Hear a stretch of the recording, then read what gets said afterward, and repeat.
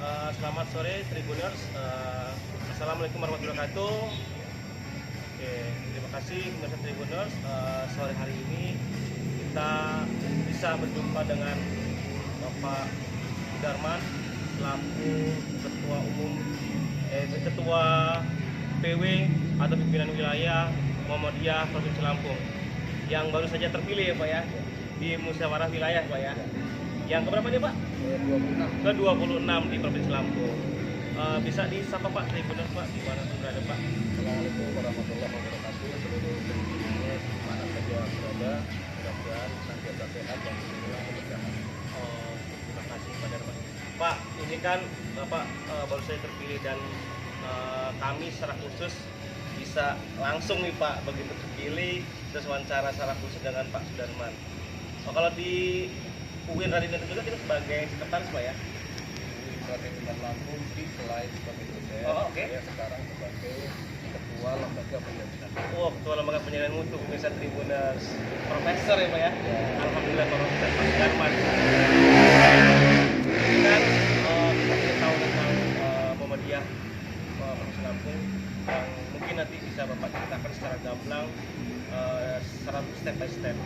Mungkin yang pertama Pak bisa ceritakan bagaimana jalannya musyawarah wilayah Muhammadiyah kemarin ini Pak. Ya, musyawarah Muhammadiyah ke-26 kemarin terdiri dari dua tahap. Tahap yang pertama disebut dengan musyawarah pimpinan wilayah Muhammadiyah. Biasanya dikenal dengan PSBB. Itu hanya dihadiri oleh pimpinan wilayah. Pimpinan wilayah itu Muhammadiyah tingkat provinsi dan pimpinan daerah. Pimpinan daerah itu adalah pimpinan tingkat kabupaten kota, jumlahnya ada 15 orang. Dari tingkat provinsi ada 15 orang. Dari 15 kabupaten kota itu masing-masing diwakili oleh 3 orang. Itulah tingkat pertama. Keperluannya apa? Untuk menentukan calon sementara menjadi calon tetap. Kemudian setelah calon itu ditetapkan, baru kemudian dibawa ke arena muswil. Anggota muswil atau peserta muswil itu memilih calon tetap itu menjadi calon pimpinan dari 13 orang. Pimpinan wilayah Muhammadiyah Provinsi Lampung tahun 2022-2027 memilih 13 orang. Nah, ini ada peningkatan dibandingkan dengan periode lalu. Periode lalu tahun 15-22 itu hanya 11 orang, kalau sekarang 13 orang. Pak, ciri khas muswil Muhammadiyah adalah berlangsung adem Pak. Ya, artinya tanpa intrik politik. Itu mengapa bisa begitu nih Pak? Ya, karena Muhammadiyah ini kan sebuah organisasi sosial keagamaan yang di dalamnya orang-orang yang terpelajar, terus kemudian kita tidak ada kaitan dengan dunia politik, sehingga tidak ada kepentingan pribadi, kepentingan kelompok, kepentingan golongan. Yang ada adalah bagaimana kita memajukan masyarakat lewat Muhammadiyah, gerakan dakwah amar ma'ruf nahi munkar, lewat pendidikan, lewat kesehatan, lewat bidang sosial, lewat bidang-bidang pemberdayaan, sehingga Muhammadiyah itu sudah punya karakter, sudah punya prinsip-prinsip yang sangat kuat, dan tidak mungkin akan ada kegaduhan karena proses, prosedur, standar, dan kriterianya sudah ditetapkan di dalam anggaran dasar dan anggaran rumah tangga. Kita juga untuk mempersiapkan muswil itu 1 tahun sebelumnya sudah kita atur bagaimana peserta, bagaimana anggota akan duduk di mana, akan tidur di mana, makanya nanti seperti apa. Dari jauh hari sudah kita atur dengan tertib sehingga waktu pelaksanaan betul-betul berjalan dengan Lancar ya pasti. lancar, damai, adem, ayem, tidak ada intrik. Pak, bisa diceritakan bagaimana sih Pak awal mulanya Bapak dan dalam proses pemilihan Ketua PW Muhammadiyah Lampung ini Pak? Ya, jadi kalau pemilihan itu kan diatur di dalam anggaran rumah tangga Muhammadiyah. Caranya dalam 85 orang yang ditetapkan sebagai anggota muslim itu musyawarah pimpinan itu mengusulkan masing-masing 13 orang. Masing-masing 13 orang. Dari 13 orang kali 85 orang itu kemudian diseleksi oleh panli apakah ada orang yang partai politik. Kalau ada yang aktif di partai politik ya nggak boleh. Apakah ada orang yang rangkap jabatan dengan organisasi lainnya? Kalau rangkap jabatan berarti tidak boleh. Apakah ada orang ini yang punya masalah moral? Tidak boleh dan seterusnya. Kalau sudah, nanti ada yang namanya calon sementara. Jadi untuk menjaring sekian banyak nama calon itu 85 orang anggota muslim itu yang mengusulkan, kemudian muncul nama-nama calon sementara itu terus kemudian disaring yang sudah ditetapkan oleh panlih bahwa ini memang benar-benar bakal calon yang memenuhi kriteria, baru dibawa ke Muslim Will itu menetapkan calon tetap itu kemarin ada 7 orang. Termasuk Bapak ya? Ya, 77 itu termasuk di dalamnya saya. Jadi saya tidak mencalonkan diri. Saya ini dicalonkan oleh orang-orang dari 85 itu. Baru kemudian nanti Muslim menetapkan di antara 77 orang itu memilih 3 kali 13 berarti 39. Dari 39 kemudian di Muswil di hari Sabtu dan Ahad kemarin memilih 13. Dari 13 itu disering lagi Dari kalau 13 itu sudah pimpinan. Tinggal nanti 13 orang itu bermusyawarah. Maka di hari Jumat pagi itu dipimpin oleh panitia pemilihan, kita musyawarah. Lalu di antara 13 itu sepakat karena saya suara terbanyak, saya dimandatkan untuk menjadi ketua pimpinan wilayah Muhammadiyah Provinsi Lampung tahun 2022-2023. Artinya dari 7 tadi itu Bapak dimusyawarahkan lagi 13. yang terakhir Pak 13 ya 13 ya 13. Mungkin dipilih lagi Ya, dan Bapak terpilih ya Pak ya. Betul. Jadi kalau di permusyawaratan Muhammadiyah orang yang mendapat suara terbanyak tentu menjadi tergantung 13 orang itu bagaimana musyawarah menentukan ketuanya, dan orang yang mendapat suara terbanyak belum tentu siap menjadi ketua sehingga dikembalikan kepada 13 orang itu. Tetapi kemarin kasus Muhammadiyah Lampung saya sebagai suara terbanyak, kemudian waktu rapat 13 terpilih itu teman-teman sepakat memandatkan kepada saya, maka di Muhammadiyah itu diajarkan jabatan tidak boleh diminta, tetapi kalau diberi jangan ditolak. Kemudian saya menerima kesepakatan teman-teman yang tidak.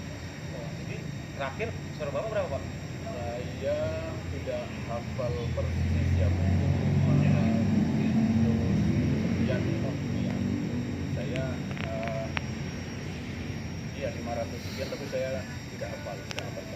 Oke Pak, kemudian bagaimana sih Pak ketika Musbil kemarin, adakah proses lobby-lobby gitu Pak? Seperti apa? Tidak ada, kita tidak ada lobby-lobby, tidak ada pendekatan-pendekatan, terus kemudian tidak ada siasat-siasat gitu. Karena saya meyakini bahwa di Muhammadiyah itu pimpinan daerah itu cukup dewasa, kemudian punya karakter, tidak ada gunanya lobby-lobby, pendekatan, karena kita kan tidak tiba-tiba.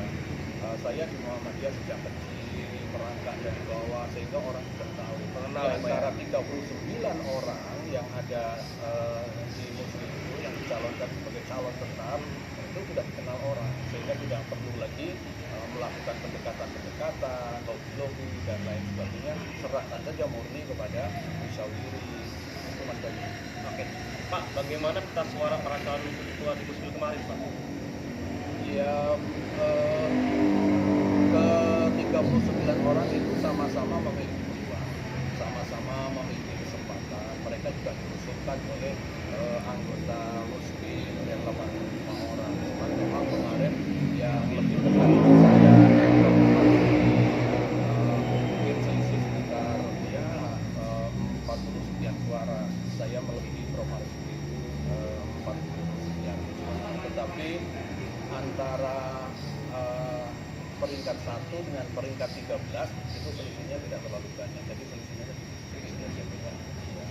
Pak, mekanisme pemilihan ketua di Muhammadiyah sendiri diketahui berbeda dengan markas-markas agama lain Pak, bisa dijelaskan Pak? Ya, jadi kalau pemilihan di tempat kita itu memilih pimpinan, kita kita tidak pakai formatur.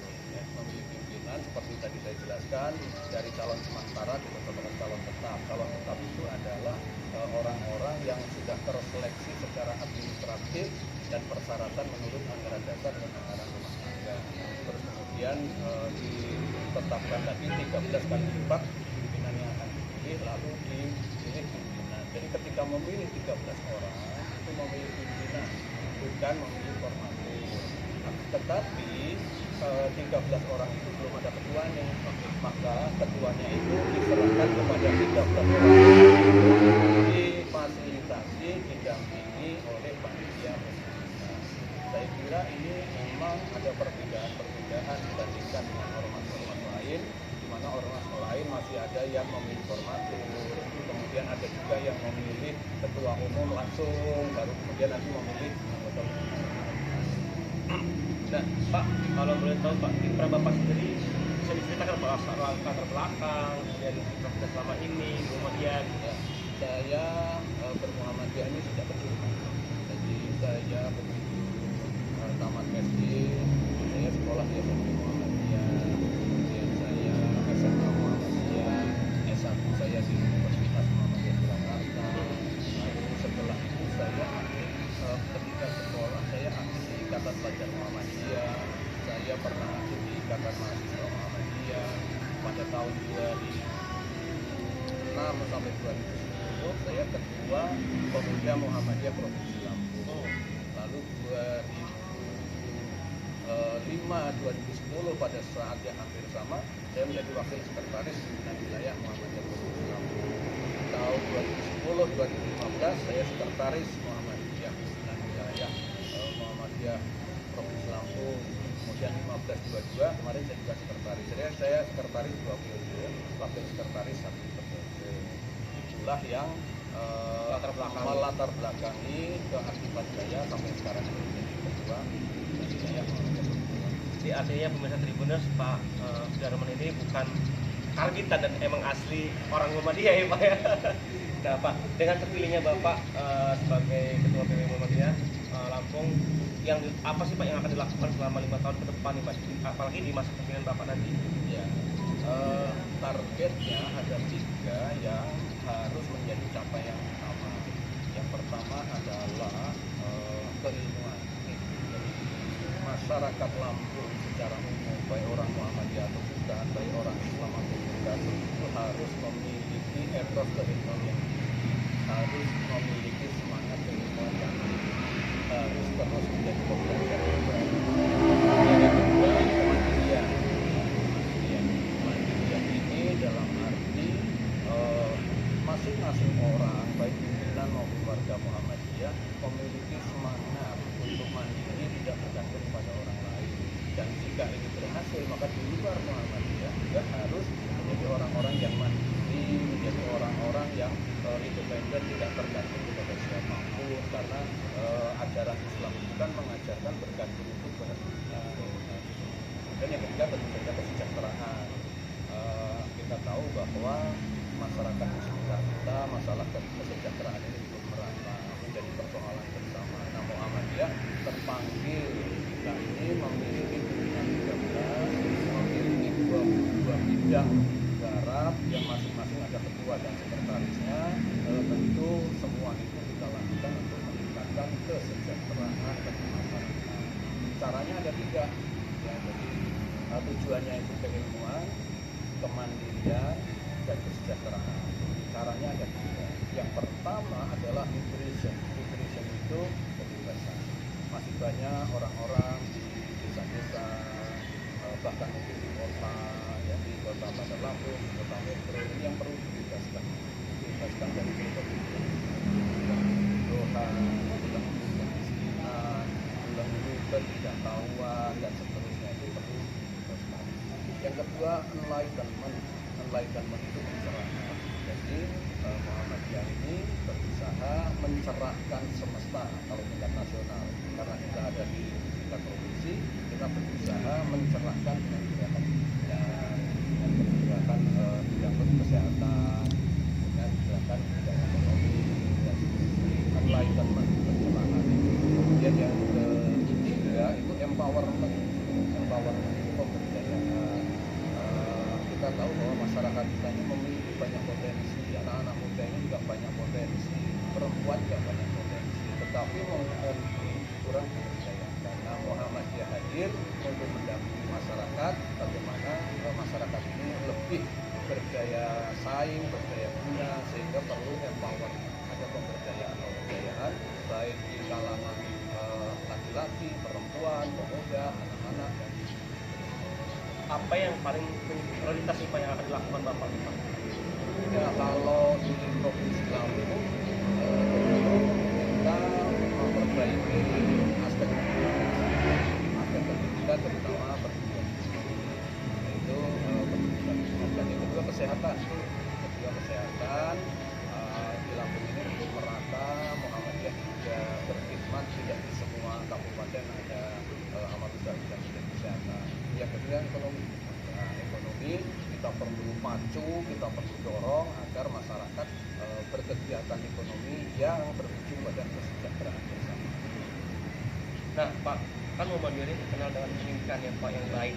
Ya. Nah, apa sih Pak pandangan Bapak tentang kondisi pendidikan di Lampung saat ini? Ya, yang pertama keterpaduan ini lembaga pendidikan atau para aktivis pendidikan perlu memadukan berbagai pendekatan sehingga tidak hanya satu fokus saja. Jadi sekarang ini kan modelnya itu pendidikan integratif interkoneksi.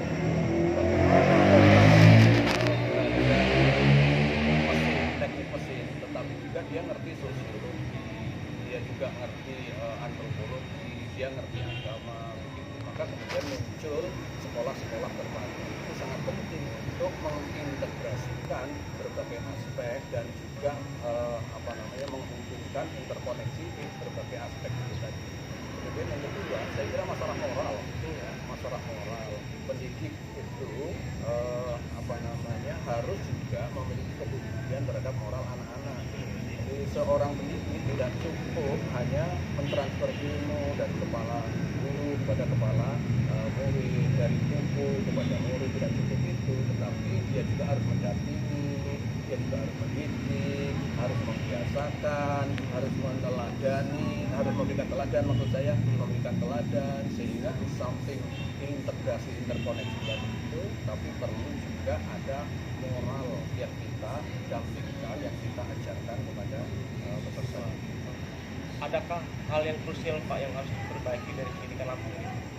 Ya, saya kira hampir sama dengan itu tadi, integrasi interkoneksi, kemudian masalah moral, kemudian yang ketiga engagement kerja.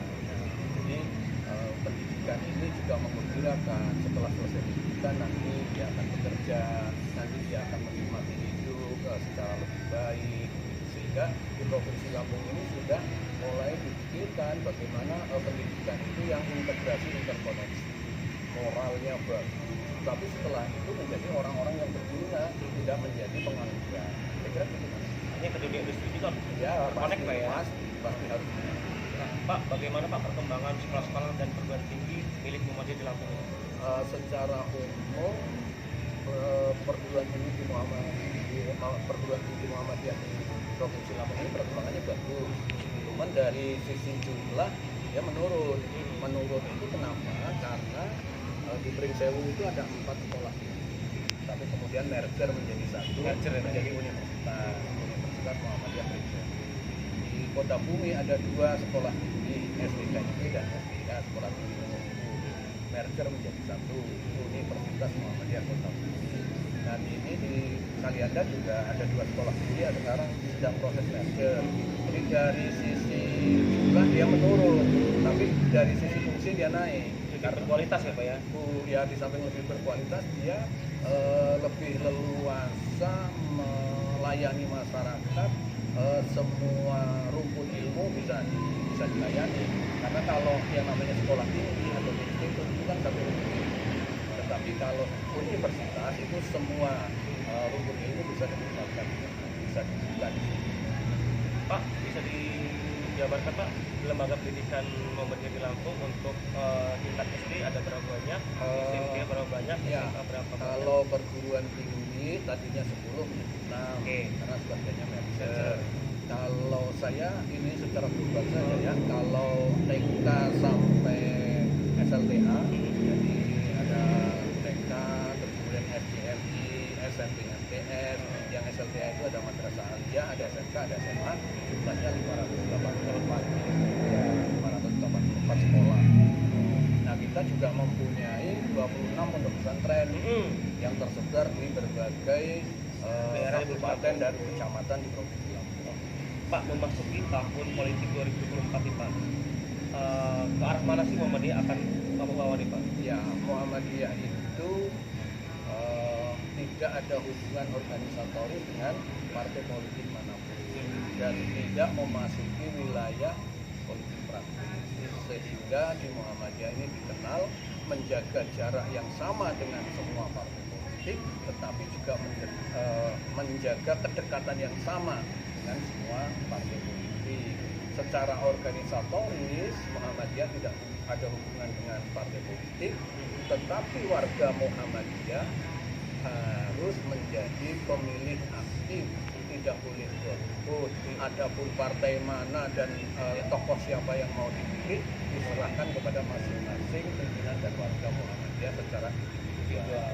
Monggo saja pilih. Monggo saja pilih siapa. Muhammadiyah tidak boleh mengarahkan kepada salah satu partai politik. Kalau mengarahkan kepada salah satu partai politik, dia sudah praktis dong namanya. Nah Pak, soal kiprah kader Muhammadiyah di parpol-parpol nih Pak, apa pesan Bapak nih Pak kepada mereka? Ya, kepada aktivis atau kader warga Muhammadiyah yang aktif di berbagai partai politik, hanya satu pesannya, bahwa bekerjalah sebaik-baiknya untuk memajukan bangsa dan negara ini, tetapi jangan lupa tetap berpegang kepada ajaran Muhammadiyah. Katakanlah yang benar itu benar, katakanlah yang salah itu salah, dan perjuangkanlah kebenaran. Pak, terakhir Pak, pertanyaan pamungkas nih Pak. Banyak juga Pak kader Muhammadiyah berkiprah di dunia penyelenggara pemilu Pak, baik KPU maupun Bawaslu dan jajarannya Pak.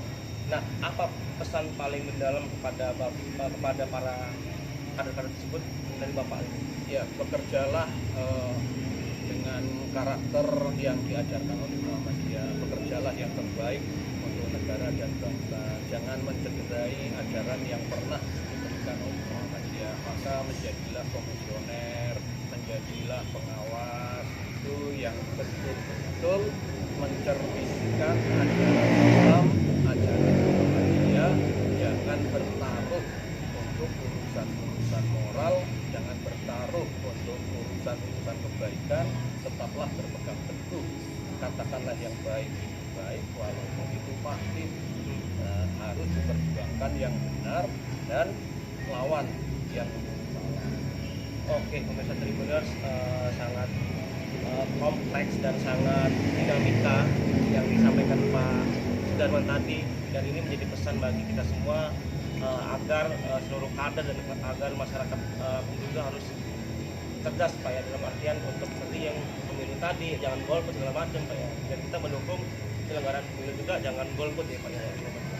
Oke Pak, ada pesan terakhir Pak untuk Ya, pemirsa Tribuners di mana saja berada, kita berharap bahwa negara Indonesia yang kita cintai ini segera pulih dari keterpurukan kemarin karena pandemi COVID-19, terus kemudian ekonominya juga bangkit sehingga kita bisa sama-sama menikmati kesejahteraan, kenyamanan, kedamaian di negara yang kita cintai ini. Kemudian yang kedua, bahwa Indonesia ini adalah negara yang sangat majemuk, negara dengan kepelbagaian yang sangat, tetapi dalam kemajemukan ini mari kita sama-sama saling jaga, saling hormat, saling toleran, sehingga kita bisa hidup bersama-sama di masa yang akan datang secara lebih baik lagi. Yang terakhir, saya berharap bahwa di tahun-tahun politik seperti ini tingkatkan persaudaraan, tingkatkan kedekatan dengan sesama, sehingga kita tidak mudah diadu domba untuk kepentingan-kepentingan sesaat. Dan saya yakin, saya percaya masyarakat Indonesia sudah dewasa sehingga tidak mudah digoda oleh hal-hal yang rendah yang akan memporak-porandakan persaudaraan di antara kita. Terima kasih. Oke, terima kasih Pak Sudarman, Prof. Sudarman yang sudah bisa berbincang secara khusus dan mungkin karena keterbatasan waktu juga Pak ya, yang sudah menyudahi kita di acara wawancara khusus ini dengan Prof. Sudarman. Kami doakan semoga Prof. Sudarman menjadi Ketua PW Muhammadiyah Lampung yang amanah dan bisa mensejahterakan warga-warga Muhammadiyah dan masyarakat umum secara menyeluruh. Oke, saya Bayu Suputra dari Bandar Lampung melaporkan.